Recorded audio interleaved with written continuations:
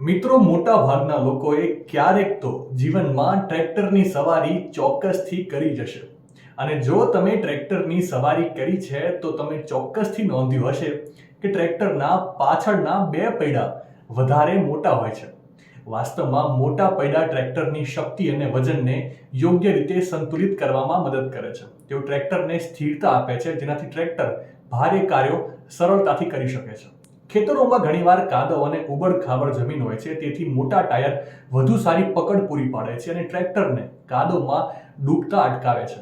વધુમાં, પાછળના મોટા પૈડાના કારણે ટ્રેક્ટરને ફેરવવાનું વધારે સરળ બની જાય છે. પાછળના પૈડા ડ્રાઈવરની સીટને ઊંચી રાખે છે, જેનાથી ટ્રેક્ટર ચાલકને ખેતરમાં દૂર સુધી નજર કરવામાં મદદ મળે છે અને ટ્રેક્ટરની પાછળ લાગેલા ભારે સાધનો ખેંચવામાં પણ મદદ મળે છે. આ જ કારણ છે કે ટ્રેક્ટરના પાછળના બે પૈડા વધારે મોટા હોય છે. માહિતી સારી લાગી હોય તો રીલને વધારે શેર કરજો અને આવી જ અવનવી માહિતી માટે સંદેશ ડિજિટલ સાથે જોડાયેલા રહેજો.